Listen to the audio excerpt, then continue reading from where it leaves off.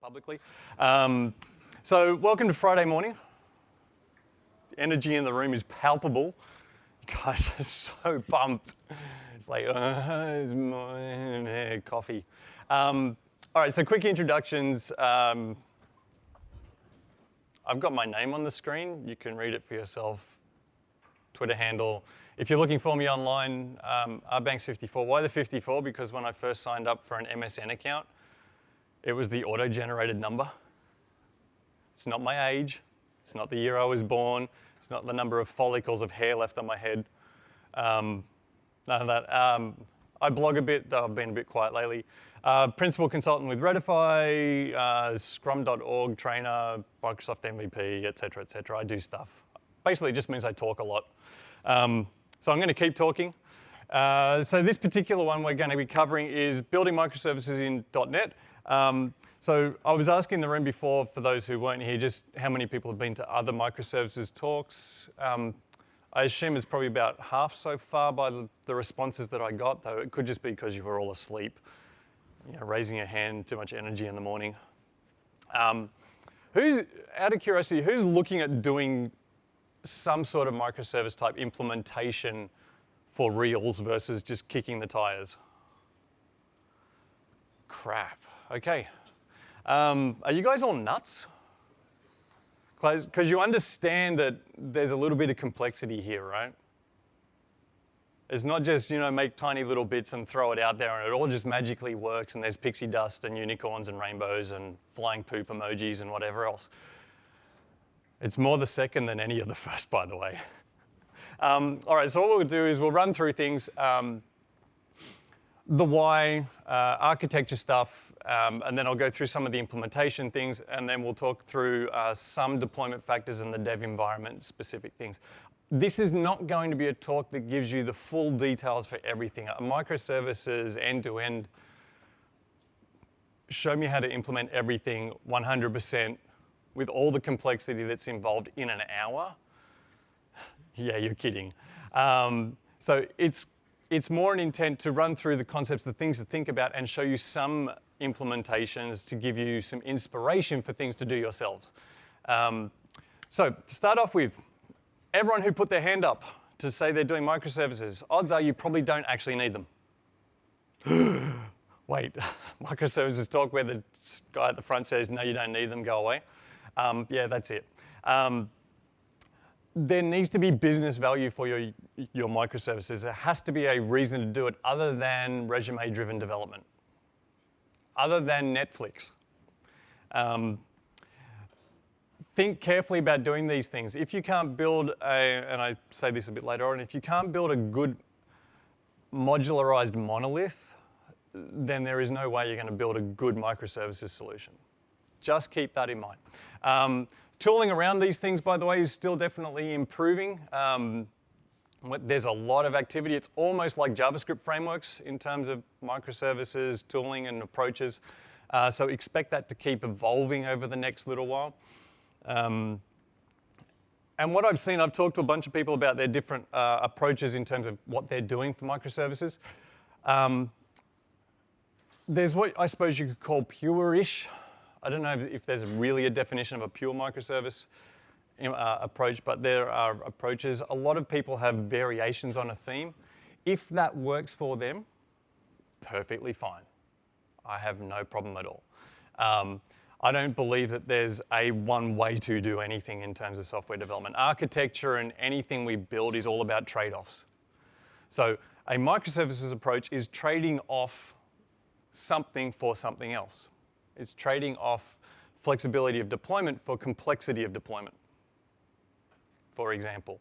It's trading off small components for complex network communications. So it's all about trade-offs. Whereas the monolith says you don't need to have the complex communications, but you do need to end up with a large code base. So you kind of, always these things. So if you don't have what purists or bloggers talk about as a pure implementation, don't stress. If it works for your organization, your business, and it provides value, and you're getting the benefits you want from it, then you'll see a smile on my face if no one else's. And through this, I'm only going to be showing you one way of doing things, just one. There are many, many, many, many, many different ways to do this stuff, okay? It's not the only way. You know, there's also other approaches as well.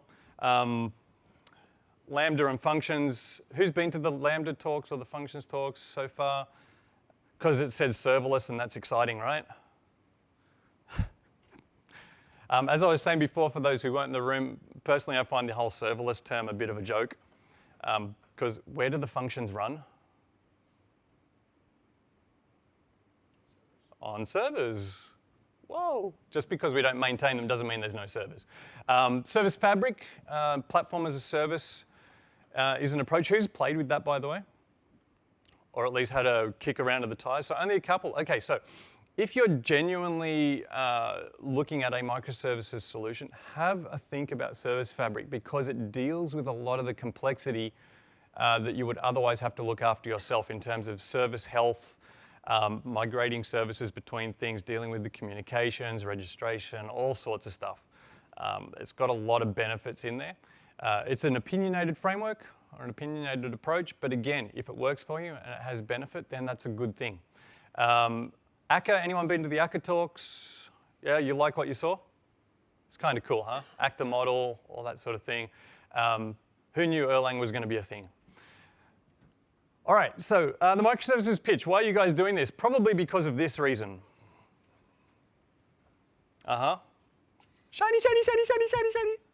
I like shiny. We're all here. We're at an NDC conference. We like shiny. I personally love shiny. Uber, everyone sees that. Oh, Uber's super successful because they do microservices. Or Netflix, the granddaddy of how to do this stuff. Granddaddy being like, 6 years old, right? Amazon, microservices, pizza teams, et cetera, et cetera. And it's all about these, we see the unicorns in the industry, these organizations that have billion-dollar-plus valuations, and they all seem to have this common thing if they run microservices. So, of course, it must be the way. Not true. It's a way.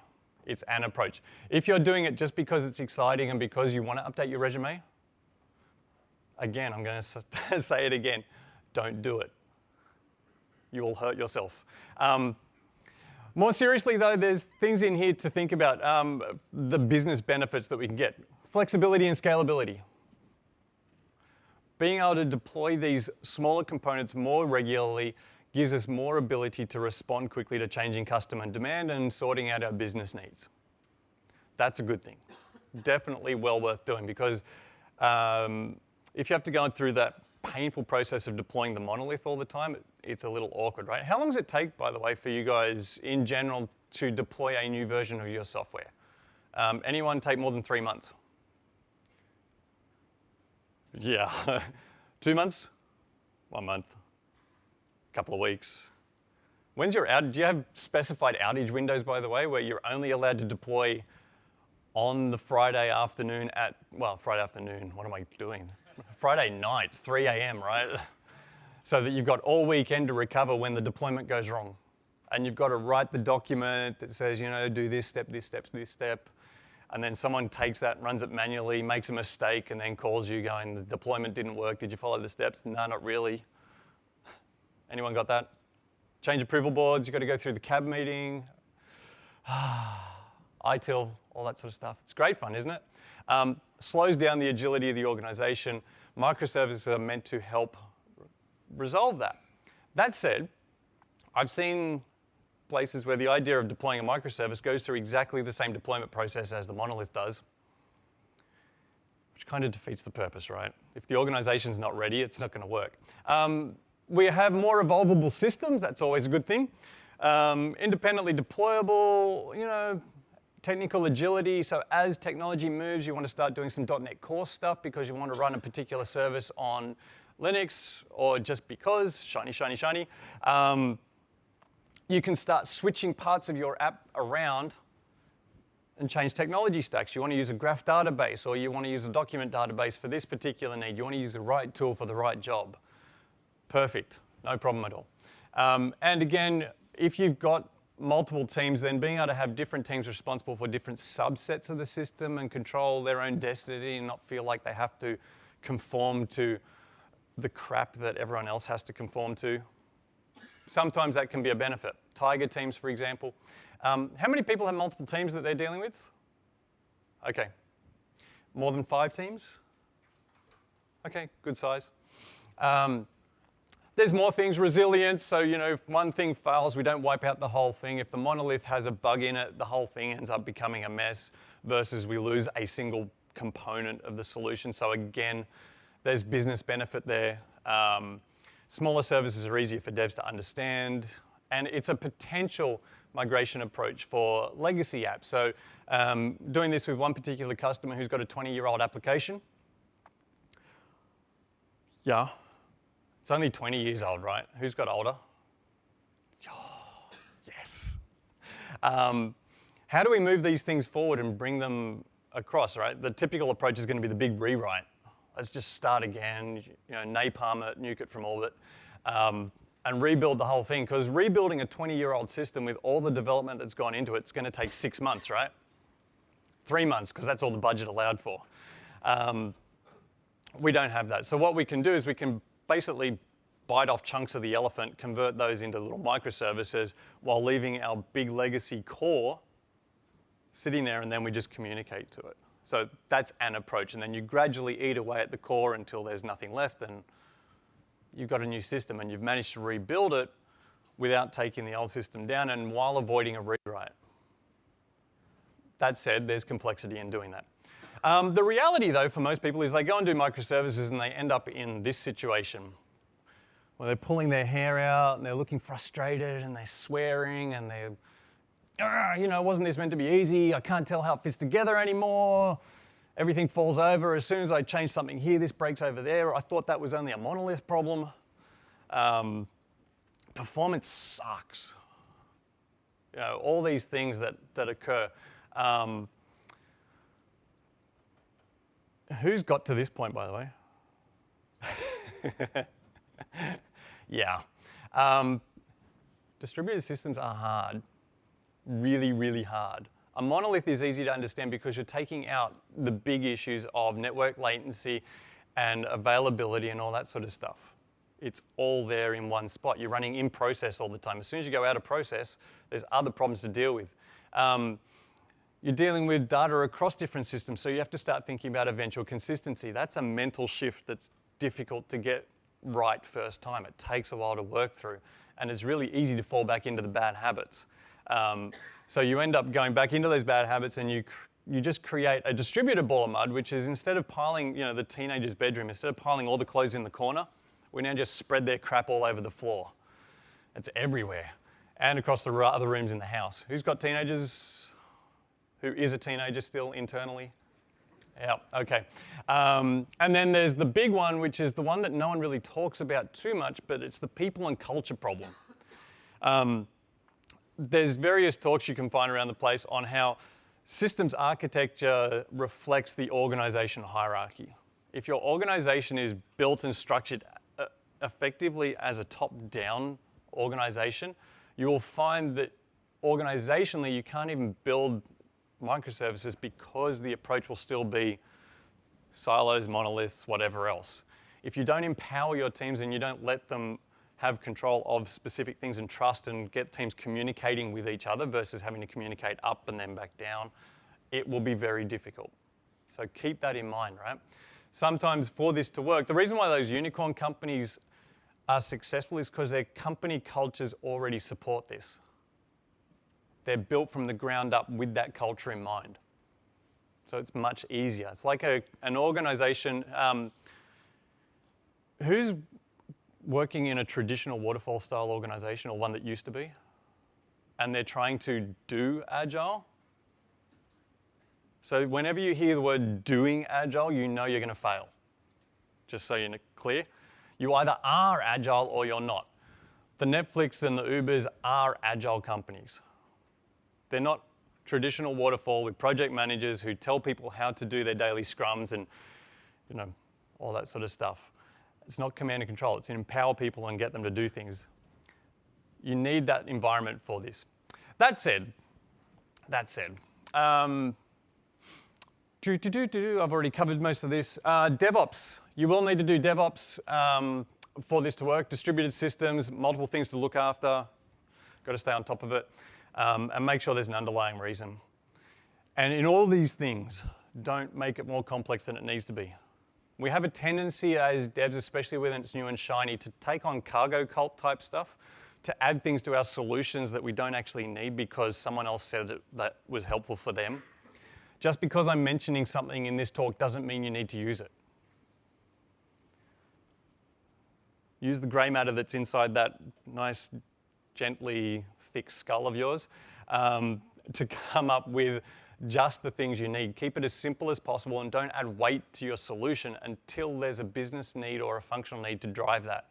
So don't over-engineer it, don't gold-plate it, don't build it just because it looked interesting. Don't build what you might need, only build what's in front of you and then go from there. Because regardless of what we're doing, the return on investment and total cost of ownership equation are still really important, and a microservices TCO is generally much higher than a monolith because of that DevOps need. So again, keep these things in mind.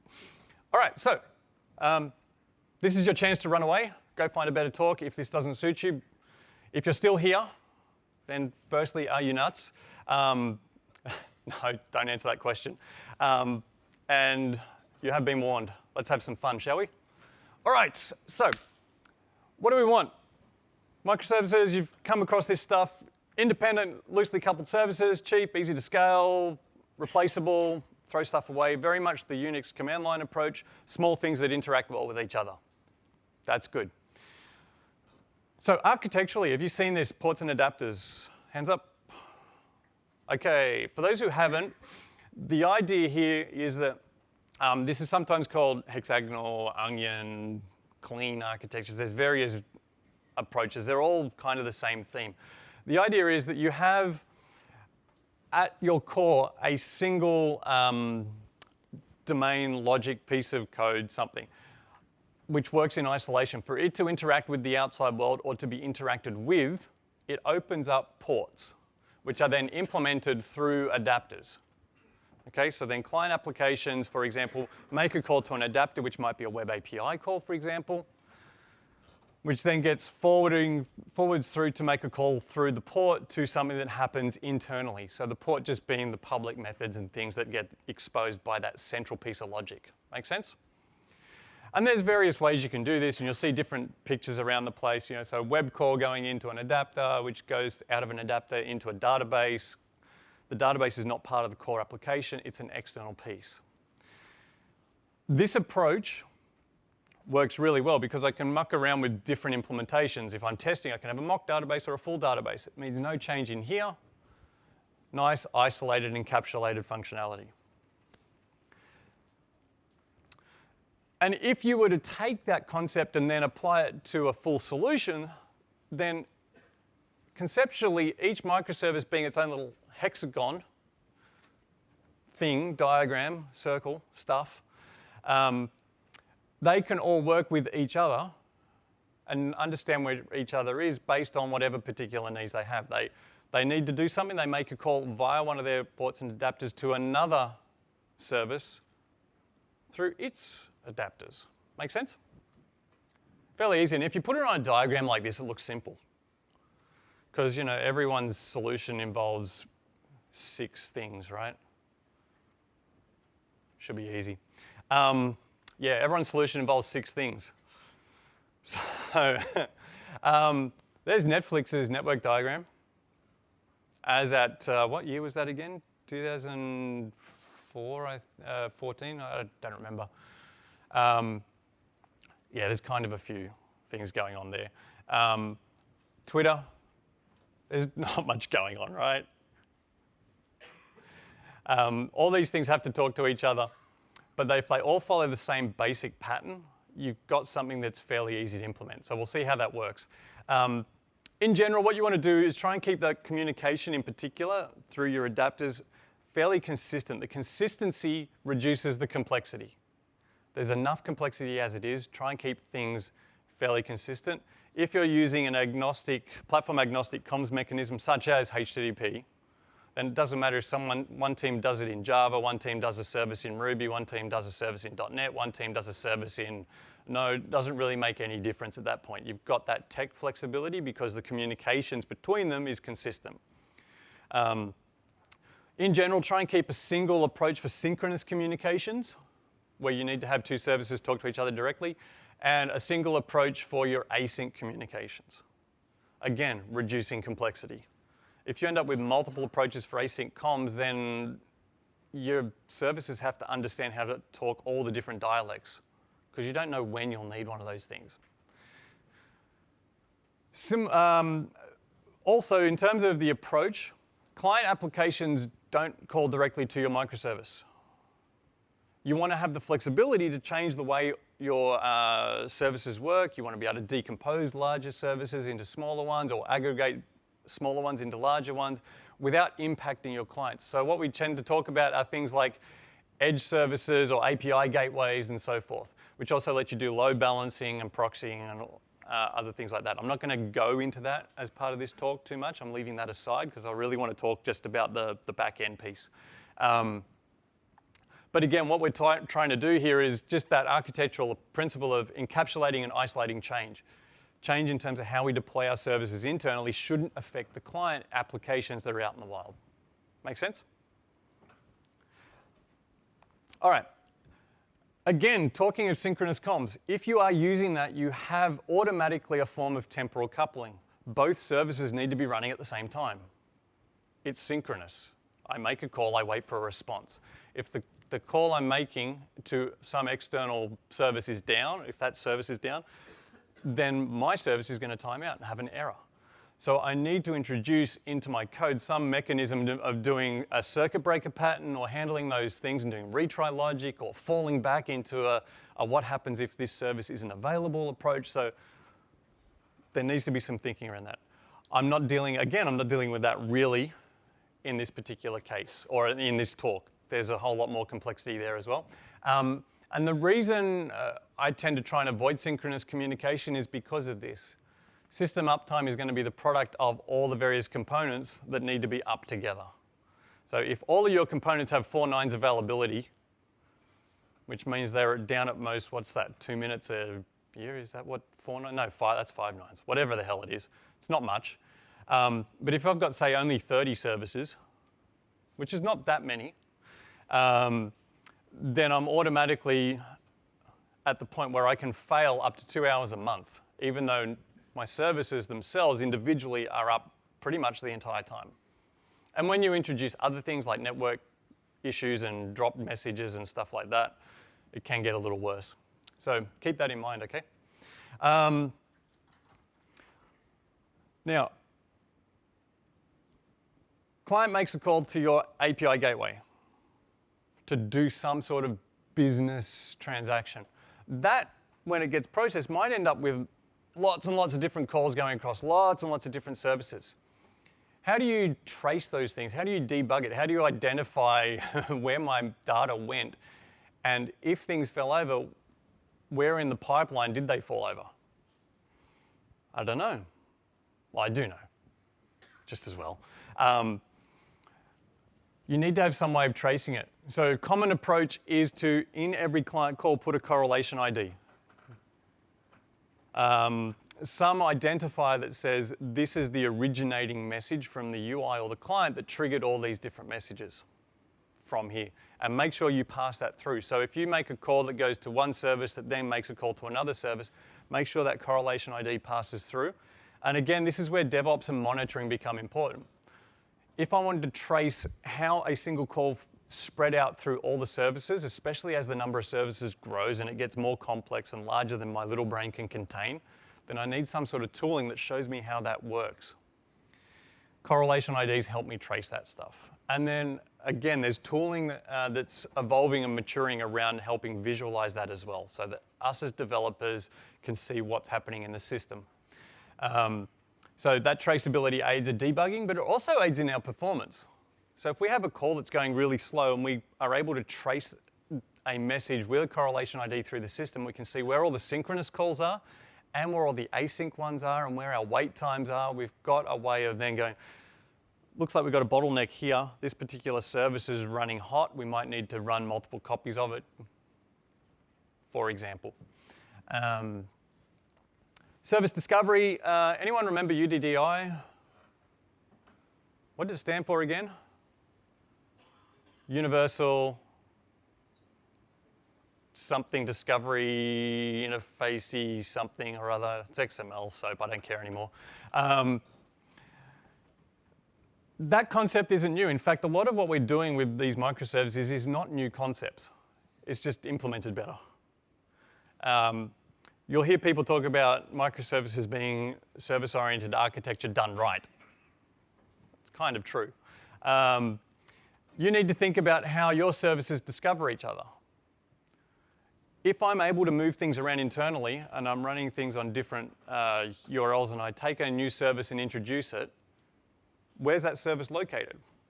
Discovery mechanism. So, for example, in the .NET space, there's console.io. You could run that. It's a discovery tool or a service registry. You run that as a Docker container and you use Microphone, for example, as a .NET client to talk to that, make it easy to program. So when you start your .NET microservice, you simply ask where are the things I depend on or register availability and so forth.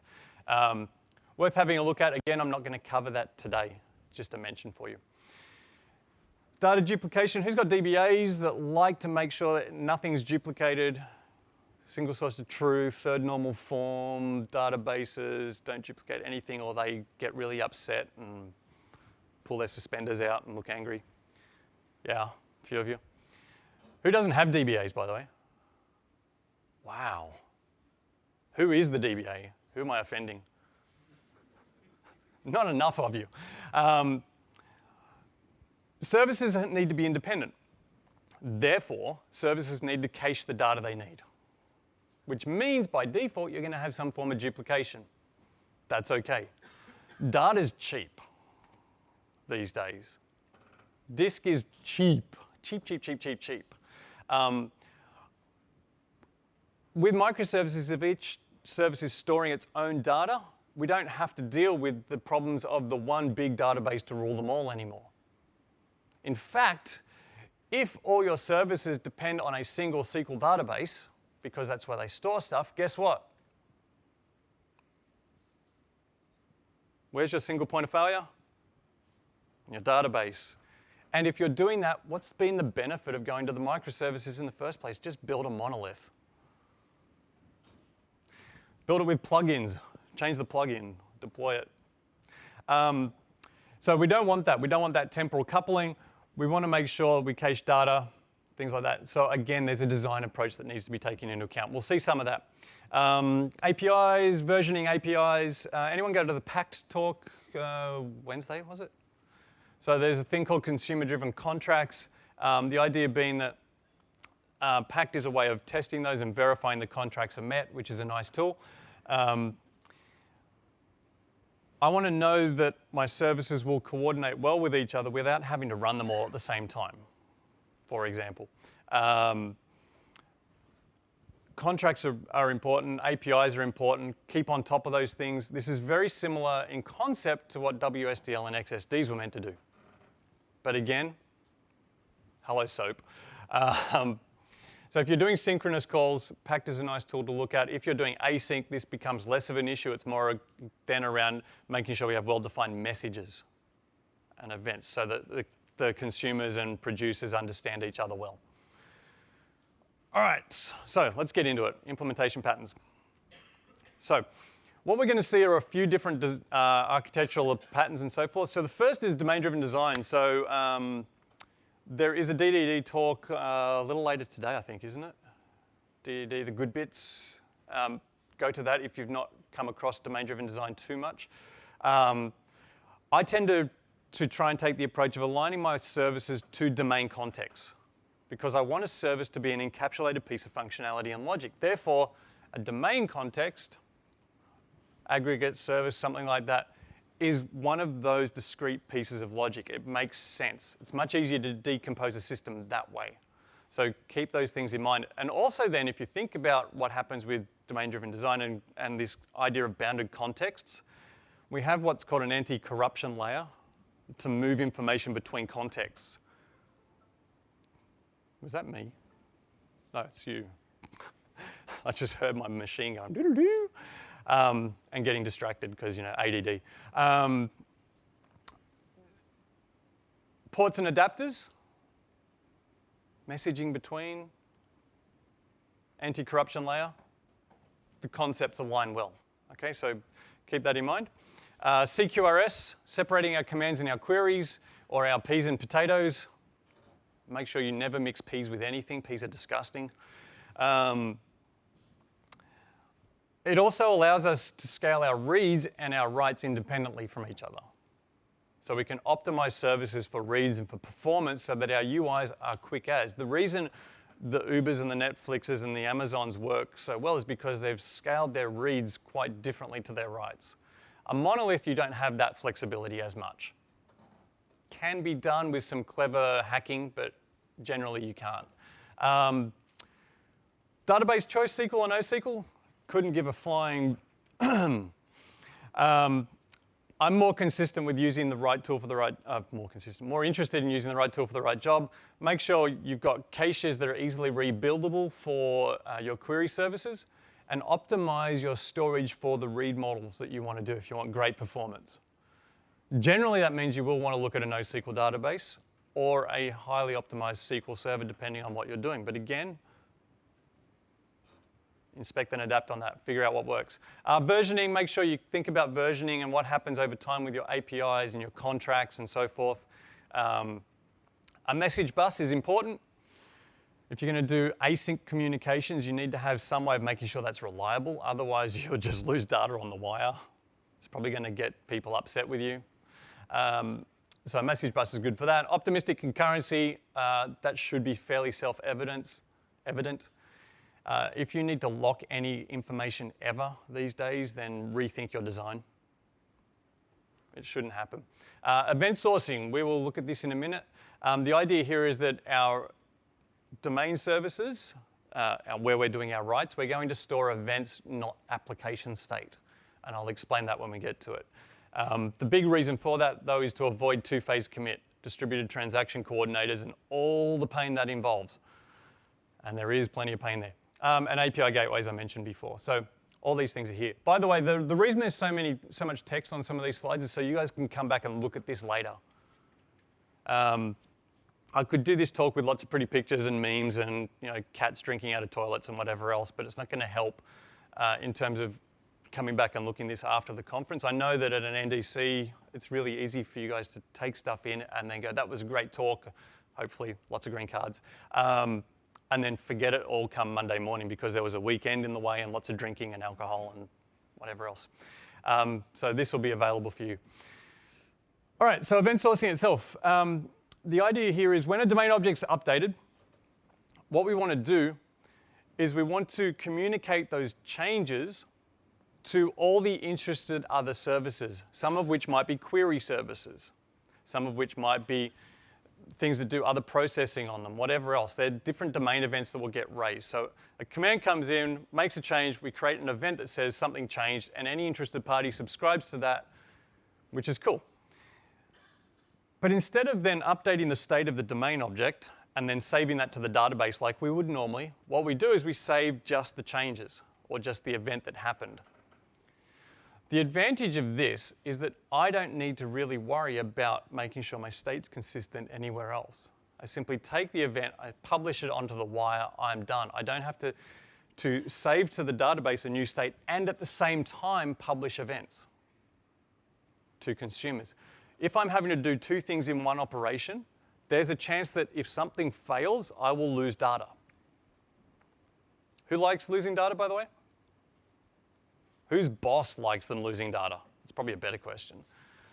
Not a lot of hands. It's a surprise. I'm pretty sure there was a bonus for losing data if you work in some organizations. Because then, plausible deniability, things like that.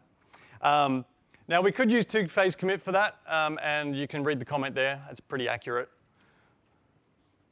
Who was using this before? Where was the DTC hand? Someone was doing it. You don't want to own up? It's okay. We can hug later. So we just want to persist. So we'll see how that works. Another question that often comes up, how small should a microservice be? Anyone heard the 100-line rule? Yeah? Don't do that. It's just dumb. Don't let the number of lines of code dictate how big a service is. Services need to be about functionality, right? So if you end up going for a nano service approach, then you're effectively turning your entire application into lots and lots of RPC calls. It's complex enough as soon as you start distributing things. Don't go silly, unless you want to do Lambda and run your entire application as a series of functions, and the F# people in the room or those who like functional stuff will be going, yes! Me, on the other hand, think of your services more as deployment units, right? Domain context. Deploy them together. If you've got located functionality and your service ends up being 1,000 lines, 2,000 lines, I don't mind. If it ends up being 200,000 lines, it's probably a little big. Just saying. So it's all about these units of functionality, not lines of code. So generally think about it, service has a single purpose, whatever it's going to be. It could be, as we say, managing the state of an aggregate or a domain object of some variety, sending an email, converting a PDF, calculating commissions, updating shopping cart, whatever else it happens to be, all those sort of things. Units of functionality. Inside each service, you don't care about whatever else might exist, because what might exist will change over time. All you care about is, I am responsible for myself, I do my thing. So the single responsibility principle applied to a service, which is cool. So from a design perspective, again, you've got to think about your use cases, bounded context. This is where that domain-driven design comes into it. Okay. Everyone needs boxes and lines, right? Who's a full-time architect in the room? Okay, so this is going to be the bit you understand.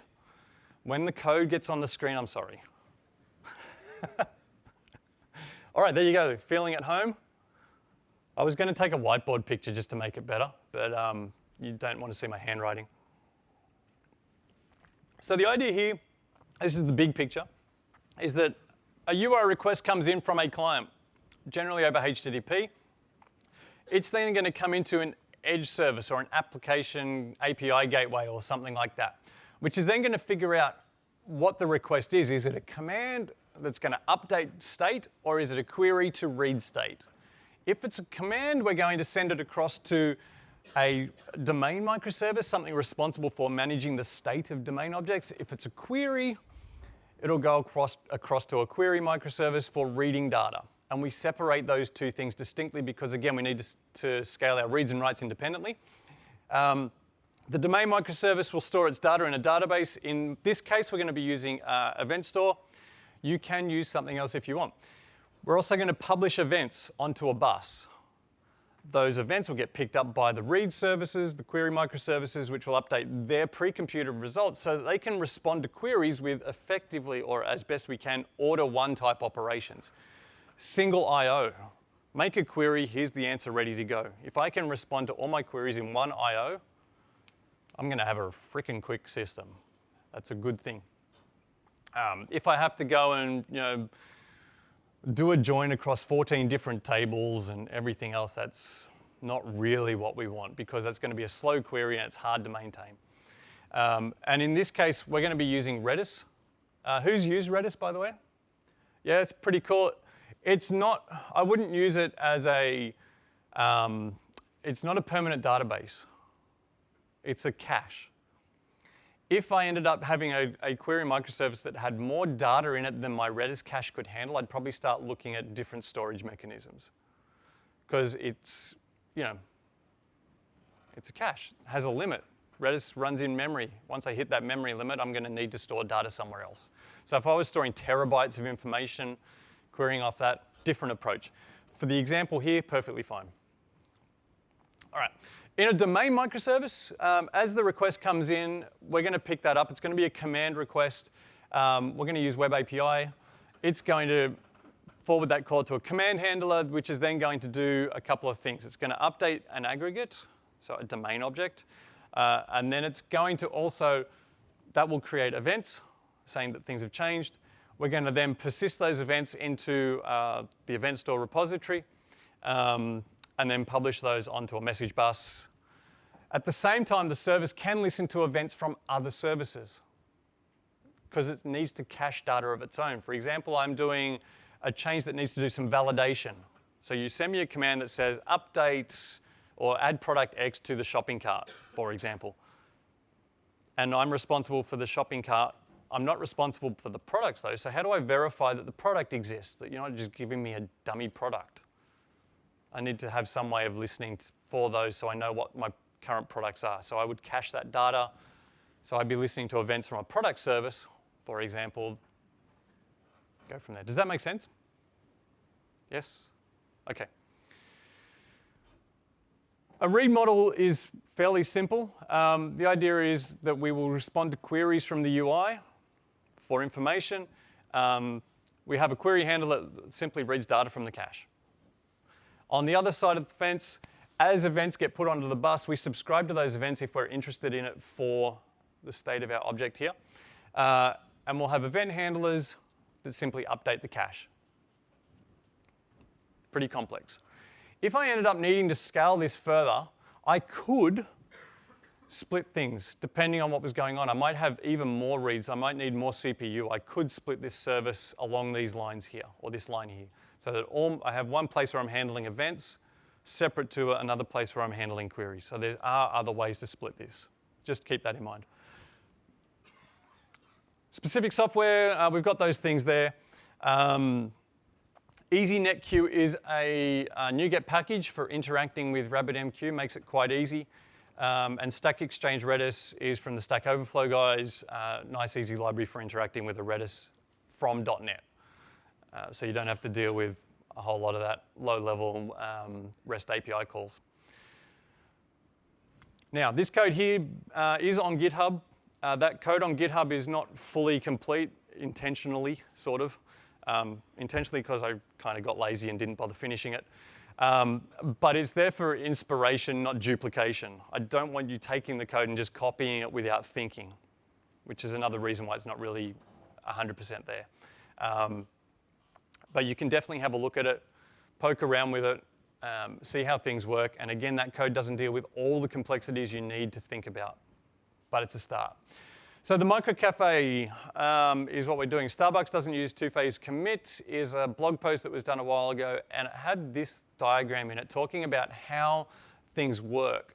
So we have the coffee shop here where customer places an order, a cashier takes an order, that order gets queued, barista makes the drink, drops the drink in the output area, that gets picked up, and there's a correlation ID to track the order, you know. So what's your name? Your name's Richard. Okay, we'll write that on the cup. Or you want these 3 coffees together, so we'll put like a number, like 3 dashes on the top of the lid so that we know they're grouped together. All these sort of behaviors that happen. Customer finds money once they've told the cost, they pay for it. They're not allowed to pick it up until they've actually got the payment completed, whatever else. If the order doesn't get paid for, the coffee gets thrown away. There's compensating transactions. There's all sorts of interesting things that happen. If we were building this as microservices, the first question we need to think about is, where are my services? Where are my domain contexts? Is this customer operation here a domain context? Yes? Show of hands, yes? No? All right, so since not many people put their hand up, you're either dead or you don't know what this is. What is that? Think about it. It's not a service. It's a client application. The customer is the client, right? They're interacting with the domain. Coffee shop. Within that, though, we've got these other things. We've got this barista and we've got this cashier. Are those potentially services? Does the cashier have a different view of what an order is to what a barista's view of an order is? Probably different information. Does the barista care about pricing? Not really. So in terms of transitioning information, cashier would take an order with pricing, would handle the payment. All the barista knows and cares about is what are the products on the order. So we have this idea of a domain context, and we would be transferring information between, so it starts making more sense. Question is, though, what happens to master data? This is one of those things in microservices people don't tend to talk about very much. What happens to things like reference data and lookups and a product list? Where does that live? Where does it live in the diagram here?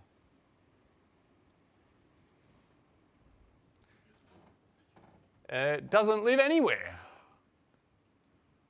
Who owns the product?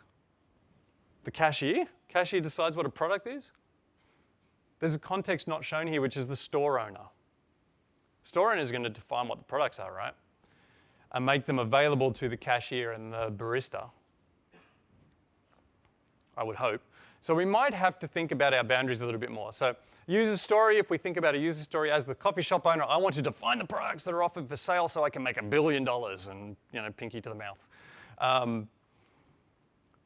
Within that, though, there's kind of a few other potentially related use cases that we could think about. So we've got managing products, which are kind of cruddish operations.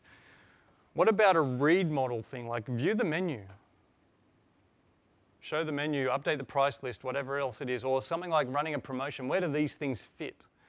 This is the design thinking that needs to happen when you're putting together your services, not just take a bit of code and write it and it's a small one and job done. So what we're going to do is we're going to look at the product domain object in an admin service. So again, coming back, recapping our little picture, commands, queries, they're the adapters and ports. We're using CQRS to separate our reads and our writes. The domain entity itself, the product, how we manage a product, that's here in this application core. A cashier service is going to listen to changes to the product so they can update what they're allowed to verify against. A barista is going to listen for changes in the products so they know what they're allowed to make. Make sense? We're not going to listen in the admin service for changes from the barista because there's nothing that they do that interests us. Not in this service. We've got other things we might be interested in, like inventory, stock on hand, how many coffee beans do we have we got enough milk, etc. And we're also not that interested in the cashier. Take an order, that doesn't really affect the products, okay? So we're not really listening the other way around at this point. So there's the admin microservice. We also have, just in terms of what's going on here, these are our ports and adapters now. So a port here being a repository for those, sorry for those at the back, it's a little bit small. Product in the middle, the repository is our port, and the adapter is going to be an EventStore and potentially a bus publisher onto the bus because we're going to store events. We're not storing state. So I can take that event and push it into locations without a problem. I also have a command handler here. So Web API is coming in. That's our adapter. It's going into a port, being the command handler, which updates the products. Makes the domain context change, etc. All good? Does this make sense? See how it implements? Okay. So I've talked about this before. I'll jump through that very quickly. Just one thing, one benefit of event sourcing is that you can use it to quickly replay the state of an object if I've got some bugs that were causing issues. So anyone ever had the situation where you've run into, you're doing a transactional type system, you have a calculation problem, and you realize that after 3 months, and you've then got to go and write some code to go and correct all your bugs and try and correct the state of the application. Anyone done this? So you go to the audit logs and you're trying to reverse engineer changes based on what you audited, realizing things aren't there. No one's worked in logistics? Stock take systems? Okay. All right. So here's a product. Product is an aggregate. So we're inheriting from an aggregate class, which has just got some base information like a GUID for an ID, not much beyond that. And we have a constructor here, which has ID, name, description, decimal price. That constructor is going to be a create. Fair enough. That would be our UI makes a call, create a new product, it's going to end up calling through to this. So we have something to create things, but you'll note we're not actually setting any properties here. We validate that the name is supplied because it's a mandatory. If it's not there, we'll throw an exception, let the exception bubble up to the client, no big deal. And then we simply create an event called product created and apply it. This is the pattern.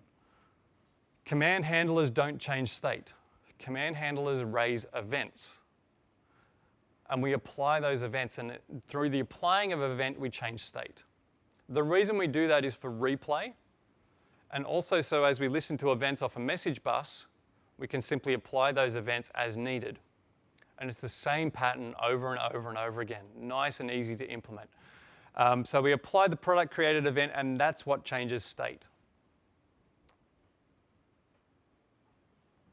All good? All right, so then we have aggregate base class. It holds stuff.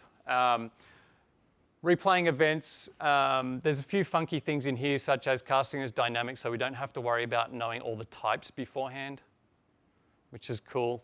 There's code in there that you can grab to see that.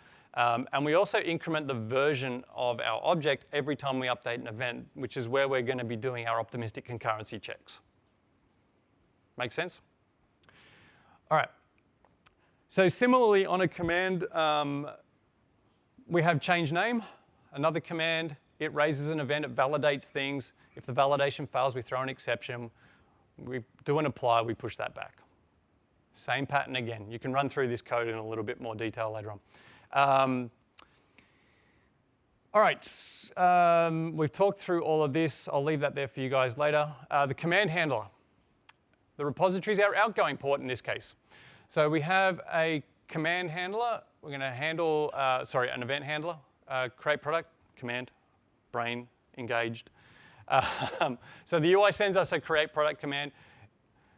Before we update the domain, we're going to go and say, okay, here's the create product, here's the message. We're going to take that, call that, save it. Fairly straightforward.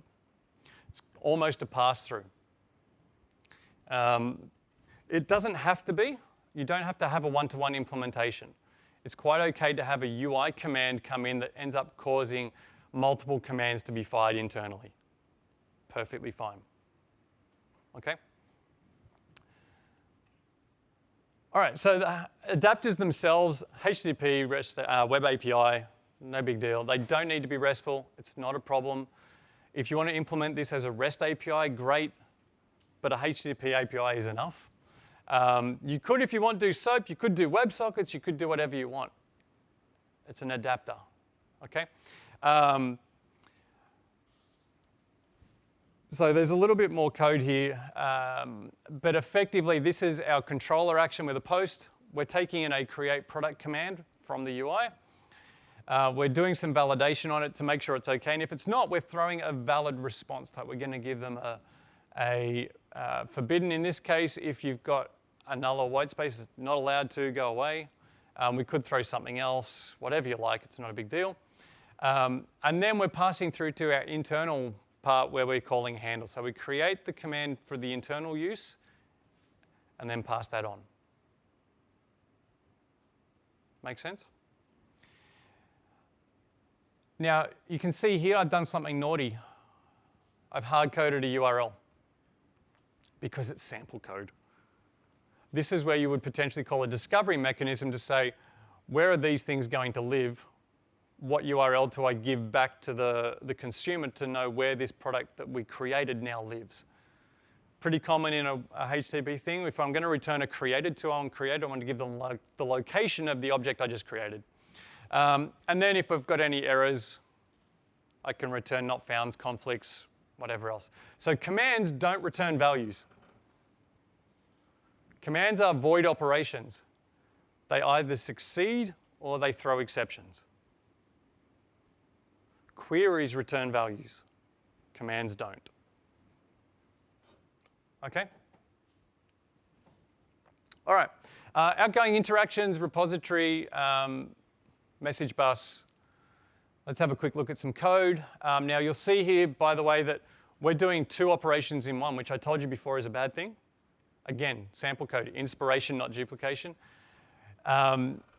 I could, in this code, fail to publish an event if the power gets knocked off at exactly the right time, or there's a bug. So we can prevent that by basically not doing the persistence to the event store. We could publish the message to the bus and have something else read off the bus and then update the storage mechanism. Does that make sense?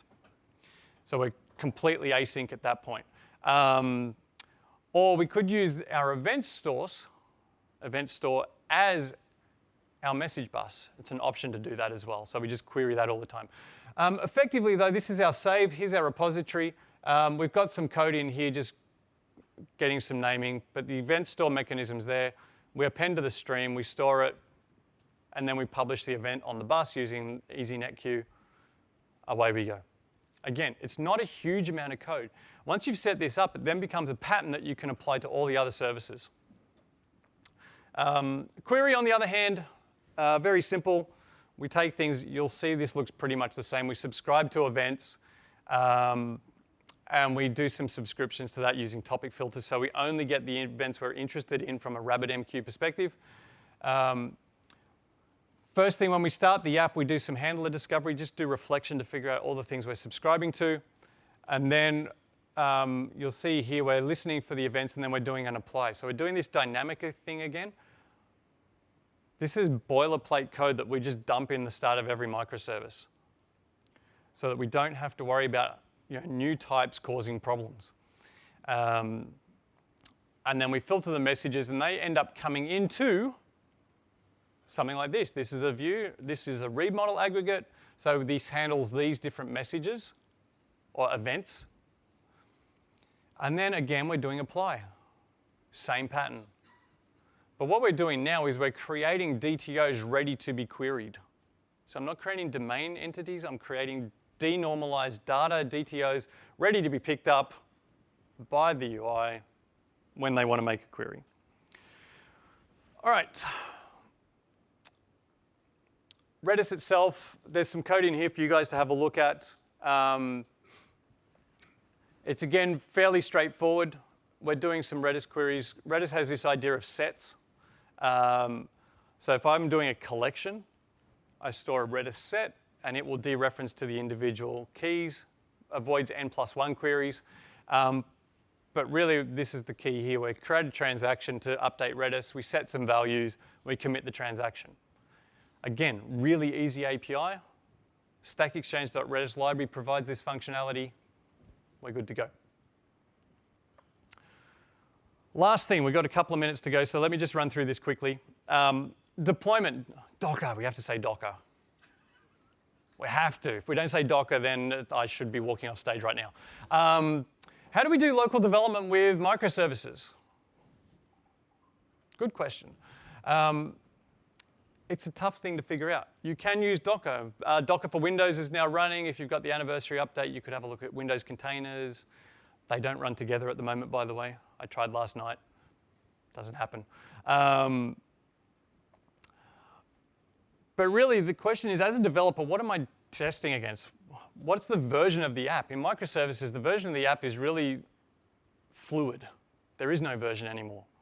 It's simply a whole bunch of services kind of working in concert as a mashup in some respects. So you'll see some people talk about, just keep a version of each microservices and have a collection of all the known good configurations. And when I'm doing local development, I take a known good configuration and I update my service and make sure it works in that environment. Or you ignore it all completely and you simply build based on using a lot of attention on your contracts. Make sure your contracts are okay. If your service behaves well and meets its contract, then it's the responsibility of all the other services to behave. And then you use production monitoring to figure out if things are going wrong, which is the Netflix approach. Just deploy the damn thing. So how do you upgrade a microservice? Good question. You don't. Don't. They're replaceable bits of functionality. Don't upgrade them. Replace them. If you start thinking that way, you start lining yourself up with container thinking. Containers don't get upgraded. Containers get replaced in Docker. It's exactly the same approach. So you isolate your service and its execution environment, and you simply drop a new instance into production. You don't upgrade. The only time to think about upgrading is in data storage. But again, if you're storing events, there's nothing to upgrade. You don't have to go and change schemas. You simply apply those updates again, or those events again. So you're getting benefits for this. I won't go through Docker. You've probably seen enough of that already. You've been to Docker Talks? Yeah, OK. Again, we don't upgrade. We promote containers to various environments. So you don't deploy to production. You know, a new version of the software, you deploy the container to prod. From a dev perspective, you're going to be looking at doing something like Docker Compose if you were using it locally. You don't have to, by the way. And then you run a set of containers that your service will interact with, and you can check how that works together. And you can have mock services that do things without then passing stuff on to elsewhere. So you can create this subset. It does require a bit of knowledge around how everything works, though. So again, think about the trade-off here. Do I want that complexity, or do I focus on my contracts and then just go? There's a risk trade-off. There's all sorts of things to consider around this space. If you're going to go this way and you don't have great testing, DevOps, and all that sort of practices in place, then you're looking for danger. It's going to hurt again, right? So it's not just how do I build the service, it's how do I put everything together. All right, so if you don't want Docker, you don't have to. Here's what you do. Always grab the latest code of everything you might want to test. Rebuild it all locally. Manually build it. Manually run all those things using, you know, start this one, start this one, start this one, start this one. Have 480 different console apps running, all with your different services in them. Make sure you got a lot of RAM, by the way. You probably need that. But hey, everyone likes more RAM in their box. And you know, if you want, run a little bit of scripting so that you can run, you know, a script that says start dev environment.ps1, and then wait 12 minutes while all the services start. It'll be great. You can go get a coffee, update your social media status, check Facebook, find a Pokemon. That said, the pain involved in that has a really good side effect, which is it keeps your number of services low. You start creating larger services because the cost and the pain of adding a new service tends to prevent that ever happening. So you end up finding services that stop being micro and start being MIDI services, and then start becoming monolith services. But that's pretty much it. All right, so that's been an hour run through. There's enough reference material for you guys here to have a look at. The slides are already on SlideShare. Again, look me up, rbanks54. We've gone through the why, some of the architecture decisions, some of the thinking that you're going to have to put into play around this. Shown you a little bit of implementation. As you can see, the code's actually not that complex, which is great.